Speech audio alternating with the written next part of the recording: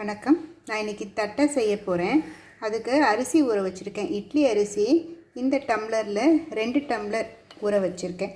ஒரு 3 மணி நேரம் நல்லா கழுவி ஒரு 3 மணி நேரம் நல்லா ஊறி இருக்குது. இதை நம்ம இப்போ கிரைண்டரில் நைஸாக அரைச்சி எடுத்துக்கலாம். கிரைண்டரில் போட்டாச்சு. மாவை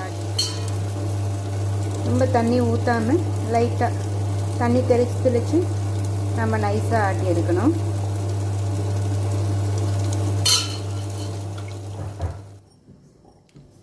மாவு நல்லா நைஸாக நான் ஆட்டி எடுத்துக்கிட்டேங்க. இந்த மாதிரி இருக்கணும் மாவு. இது கூட இதில் தான் நான் 2 டம்ளர் எடுத்தேன் நான் இட்லி அரிசி.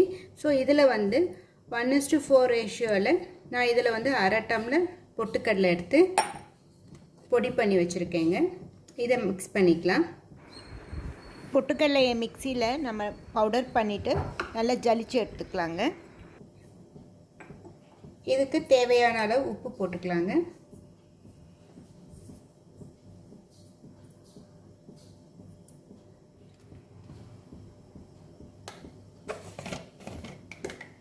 காரத்துக்கு ஏற்ற அளவு மிளகாய் பொடி போட்டுக்கலாம்.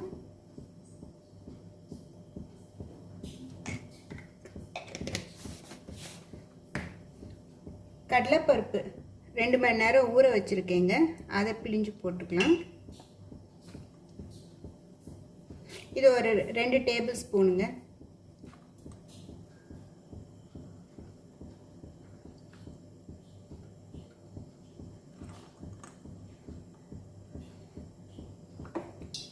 பெருங்காயம் போட்டுக்கலாம்.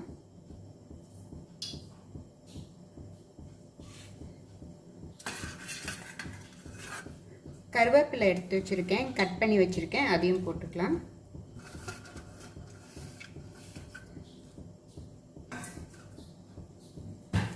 இது நல்லா மிக்ஸ் பண்ணிக்கலாங்க.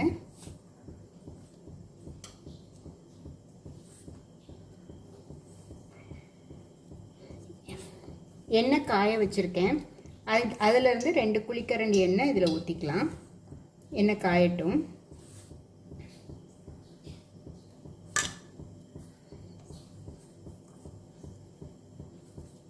முதல்ல இது நல்லா மிக்ஸ் பண்ணிக்கலாங்க. நல்லா காஞ்ச எண்ணெயை நம்ம ஊற்றிக்கலாம். இப்போது 2 குழிக்கரண்டி ஊற்றிக்கலாங்க. எண்ணெய்க்கு பதிலாக பட்டர் கூட நீங்கள் சேர்த்துக்கலாங்க. இப்போ நல்லா மிக்ஸ் பண்ணிக்கலாம்.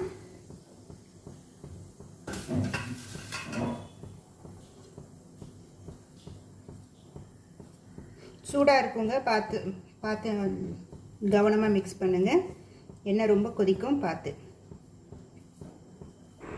மாவு பிசைஞ்சதுக்கப்புறம் ஒரு 10 நிமிஷம் துணியில் போட்டு மூடி வச்சுருங்க. ஈரம் இருந்தால் கூட உறிஞ்சிக்கும். மாவு கையில் ஒட்டக்கூடாதுங்க, அதான் பதம். பாருங்கள், மாவு நல்லா பிசைஞ்சாச்சு. பிளாஸ்டிக் ஷீட் எடுத்துகிட்டு 2 பக்கமும் நல்லா எண்ணெய் தடவிக்குங்க. எண்ணெய் தடவிட்டு நம்ம பிசைஞ்சு வச்சுருக்கோம்ல மாவு, அதில் இந்த சைஸ் கொஞ்சம் சின்ன சைஸாகவே எடுத்துக்கோங்க. எடுத்துட்டு இந்த மாதிரி வச்சுருங்க.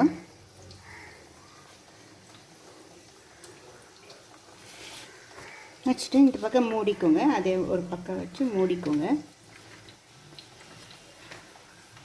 இந்த மாதிரி ஒரு ஃப்ளாட் சர்ஃபேஸ் உள்ள பிளேட்டோ இல்லை கப்பு எதுனாலும் எடுத்துக்கிட்டு இந்த மாதிரி கொஞ்சம் ப்ரெஸ் பண்ணுங்கள். ரொம்ப ப்ரெஷர் கொடுக்க வேண்டாம், கொஞ்சம் அழுத்தி ப்ரெஸ் பண்ணுங்கள். கொஞ்சம் இப்படி திருப்பி விட்டிங்கன்னா நல்லா ஸ்ப்ரெட் ஆகிக்குங்க. ஈவனாக இருக்கணுங்க, நடுவில் மொந்தையாக இருக்கக்கூடாது. ரொம்ப நைஸாகவும் ப்ரெஸ் பண்ண வேண்டாம்.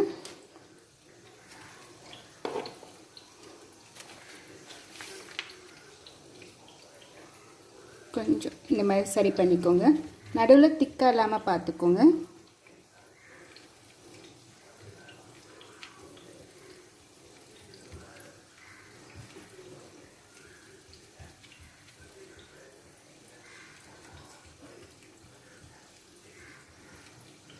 இதை நாம் எண்ணெயில் பொரிச்சு எடுக்க வேண்டியது தாங்க.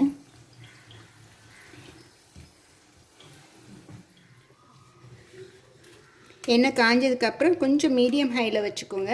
வச்சுட்டு ஒவ்வொன்றா போட்டு எடுக்கலாங்க. இந்த மாதிரி பண்ணால் வந்துடும். மெல்ல ஜென்டிலாக எடுத்து இதை எண்ணெய் போட்டு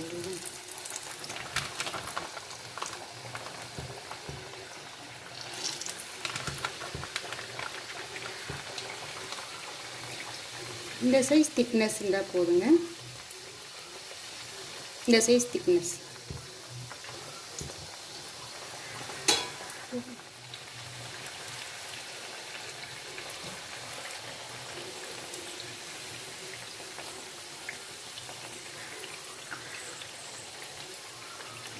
நான் 2 கப் போட்டிருக்கேங்க. நீங்கள் செய்கிறதுனா முதல்ல 1 கப் போட்டு செஞ்சு பாருங்கள்.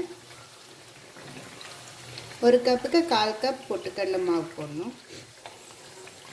நல்லா 2 பக்கமும் இந்த மாதிரி திருப்பி விட்டு வேக வச்சு எடுக்கணுங்க. நல்லா இந்த பபிள்ஸ் அடங்குற வரைக்கும் நல்லா வேகணுங்க.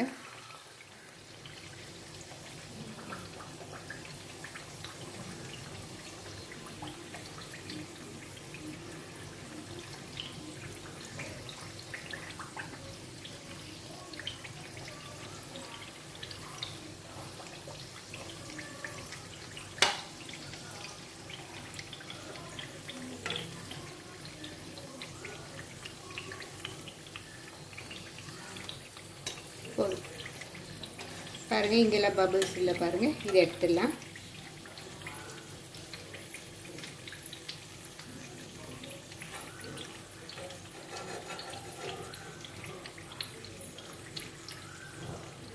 ஒரு முறுக்கு உடச்சி காட்டுறேங்க. நீங்களும் ட்ரை பண்ணி பாருங்கள். ட்ரை பண்ணி பார்த்துட்டு எப்படி இருந்ததுன்னு சொல்லுங்கள். இந்த வீடியோ பிடிச்சிருந்தா என்னோடய சேனலை சப்ஸ்கிரைப் பண்ணிக்கோங்க. தேங்க்யூ.